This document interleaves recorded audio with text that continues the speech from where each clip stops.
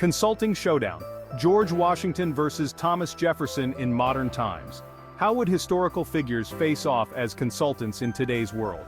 This is the second video in our series. Comparing George Washington and Thomas Jefferson as modern independent consultants provides a fascinating look at how their unique experiences and philosophies might translate into contemporary consulting practices. As in our previous video on Socrates versus Leonardo da Vinci, let's look at their approach and methodology, their consulting style, and their types of clients. Then we will compare them.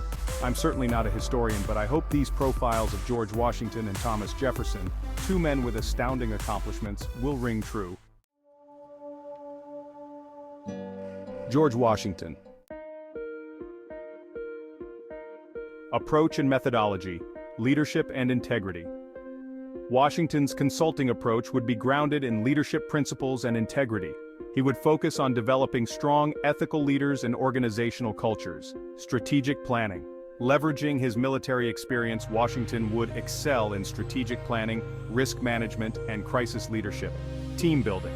He would emphasize the importance of teamwork, unity, and morale, helping organizations build cohesive and motivated teams. Consulting style: hands-on leadership. Washington would likely take a hands-on approach, providing direct guidance and mentorship to leaders and managers. Structured and disciplined. His consulting sessions would be structured and disciplined, with a clear focus on goals, strategies, and execution. Practical wisdom. Washington would draw on his practical wisdom and experience to offer actionable advice and solutions. Types of clients: established organizations. Companies looking to strengthen their leadership and organizational culture. Crisis situations. Organizations facing significant challenges or undergoing major transitions. Thomas Jefferson. Approach and methodology. Intellectual and innovative.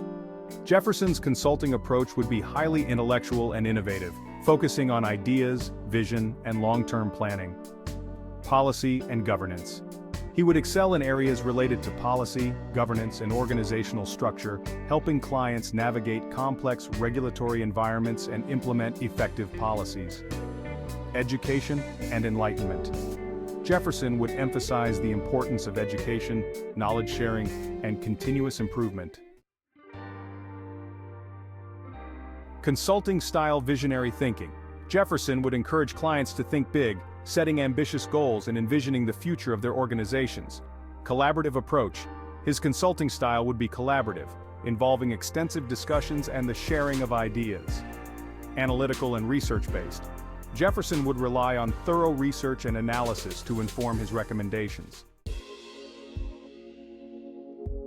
Types of clients: innovative startups. Companies looking to innovate and disrupt their industries.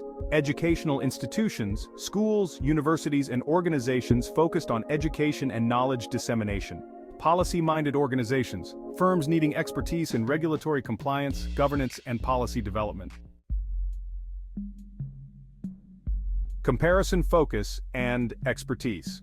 Washington would focus on leadership, team building, and strategic planning, while Jefferson would emphasize innovation, policy, and intellectual growth. Consulting style. Washington would provide hands-on, structured guidance, whereas Jefferson would adopt a more visionary, collaborative approach.